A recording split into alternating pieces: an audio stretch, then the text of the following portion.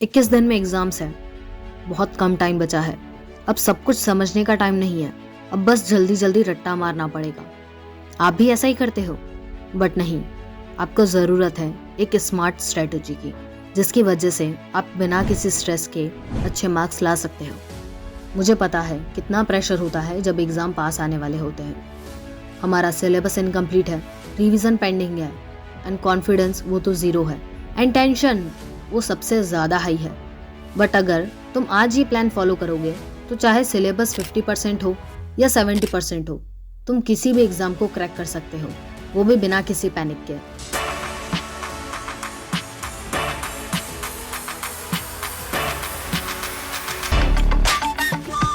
मैंने इस 21 दिन के टाइम को 4 पार्ट्स में डिवाइड करा है, जिसमें हम बात करेंगे कि कैसे एक सॉलिड स्ट्रेटजी बनाएं, उस स्ट्रेटजी को इम्प्लीमेंट कैसे करें, कैसे रिटन प्रैक्टिस करें, एंड लास्ट के कुछ दिनों के लिए कुछ ऐसे हैक शेयर करूंगी जो एग्जाम के लिए बहुत ज़्यादा इंपॉर्टेंट है। उन्हें मिस बिल्कुल भी मत करना। अगर उन्हें मिस कर दिया तो आपकी जितनी भी तैयारी है वो सब दांव पर लग जाएगी। इसलिए वीडियो को बिना स्किप करे लास्ट तक देखना। बात करते हैं सबसे पहले स्टेप की, यानी स्ट्रेटजी की। एंड एक सॉलिड स्ट्रेटजी तभी बन सकती है जब वो रियलिस्टिक हो। तो उसके लिए आपको करना ये है कि आपको अपने सिलेबस को 3 पार्ट्स में डिवाइड करना है। सबसे पहला स्ट्रॉन्ग, सेकंड मीडियम एंड तीसरा वीक। स्ट्रॉन्ग में आपको उन टॉपिक्स के नाम लिखने हैं जिसमें आपको ये पूरा कॉन्फिडेंस है कि आप उनमें अच्छा स्कोर कर लेंगे, आपकी उनमें अच्छी ग्रिप है। सेकंड कैटेगरी में आपको वो सारे टॉपिक्स लिखने हैं जो आपने एक बार तो पढ़े हैं, बट आपको ये कॉन्फिडेंस नहीं है कि आप उनमें अच्छा स्कोर कर भी पाएंगे या नहीं। एंड थर्ड में आपको वो टॉपिक्स लिखने हैं जिन टॉपिक्स को आपने एक बार भी नहीं पढ़ा है। अपने सिलेबस को इन कैटेगरीज में डिवाइड करने के बाद आपको अपने स्ट्रॉन्ग टॉपिक्स को एक बार रिवाइज करना है, एंड बिकॉज आपकी उनमें ग्रिप अच्छी है, आपको रिवीजन में ज़्यादा टाइम इन्वेस्ट नहीं करना है। रिवीजन करने के बाद आपको मूव करना है मीडियम टॉपिक्स पर। अपने 21 दिनों के टाइम में से आपको 3 दिन इन टॉपिक्स को देने हैं। एक दिन आपको देना है स्ट्रॉन्ग टॉपिक्स को रिवाइज करने के लिए, एंड 2 दिन आपको रिजर्व रखने हैं मीडियम टॉपिक्स के लिए।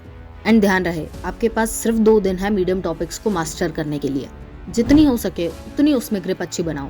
Then move to weak topics.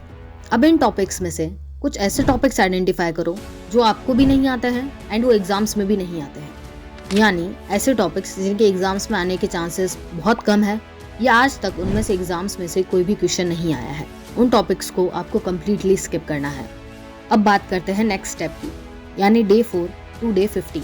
पहले 3 दिनों में आपने अपने टॉपिक्स को आइडेंटिफाई करा, उन्हें कैटेगराइज करा, स्ट्रॉन्ग टॉपिक्स रिवाइज करें एंड मीडियम टॉपिक्स पे ग्रिप बनाई। अब बात करते हैं वीक टॉपिक्स की, एंड उनमें से भी वो टॉपिक्स जो इम्पॉर्टेंट है, उनके एग्जाम्स में आने के चांसेस ज़्यादा हैं। एंड उन्हें पढ़ने के लिए आपको एक टेक्निक फॉलो करनी है, the 3 day intense study cycle. अगर पूरा सिलेबस एक साथ पढ़ने की कोशिश करोगे तो दिमाग क्रैश हो जाएगा, लेकिन अगर तुम सब्जेक्ट्स को 3 डे साइकिल्स में पढ़ोगे तो रिटेंशन 200% तक बढ़ जाएगा। दैट्स वाई आपको अपने हर एक सब्जेक्ट को 3 दिन के ड्यूरेशन में पढ़ना है। सबसे पहले दिन में आपको कंसेप्ट लर्निंग करनी है, टॉपिक्स को समझने की और याद करने की कोशिश करनी है। सेकेंड डे में आपको प्रैक्टिस करनी है एंड रिवीजन करना है। आप पास्ट ईयर क्वेश्चंस पेपर कर सकते हो, MCQ कर सकते हो, कीवर्ड्स रिवाइज कर सकते हो या फिर डायग्राम्स ड्रॉ कर सकते हो।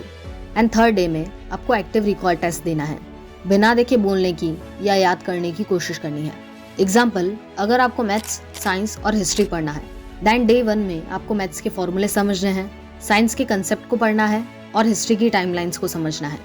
डे 2 में मैथ्स के क्वेश्चंस की प्रैक्टिस करनी है, साइंस में MCQ सॉल्व करने हैं और हिस्ट्री को लिख लिख के याद करने की कोशिश करनी है। डे 3 में मैथ्स का कोई क्वेश्चन पेपर सॉल्व कर सकते हो, साइंस के टॉपिक को किसी को एक्सप्लेन कर सकते हो और हिस्ट्री के नोट्स को बिना देखे रिकॉल कर सकते हो। इस टेक्निक से तुम्हें याद भी रहेगा और तुम्हारा स्ट्रेस लेवल भी इंक्रीज नहीं होगा। तुम कम टाइम में भी अपना सिलेबस कंप्लीट कर पाओगे।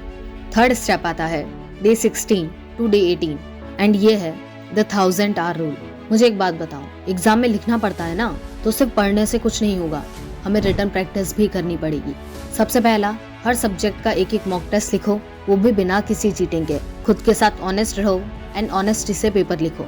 सेकेंड, अपने साथ टाइमर ऑन रखो, जो आपके एग्जाम की एक्चुअल टाइमिंग है उसी टाइमिंग में पेपर अटेम्प्ट करो। थर्ड, अपनी आंसर शीट को एनालाइज करो, कौन से टॉपिक्स में तुम वीक हो उसे रिवाइज करो एंड दोबारा से उस टॉपिक को लिखो। जितना लिखोगे उतना ही ज़्यादा वो टॉपिक याद रहेगा एंड एग्जाम में कॉन्फिडेंस भी बूस्ट होगा। एंड लास्ट है डे 19 टू डे 21 एंड ये है द 1 मिनट रूल। लास्ट के 3 दिनों में आपको कुछ फिनिशिंग टचेस देने हैं। अगर इसके बिना एग्जाम में गए तो अब तक की सारी मेहनत वेस्ट हो जाएगी, इसलिए वीडियो को ध्यान से सुनो। सबसे पहले आपको पास्ट ईयर पेपर सॉल्व करने हैं। हमारे पास ज़्यादा टाइम नहीं है, इसलिए हम 8 पेपर या 10 पेपर तो सॉल्व नहीं कर सकते हैं।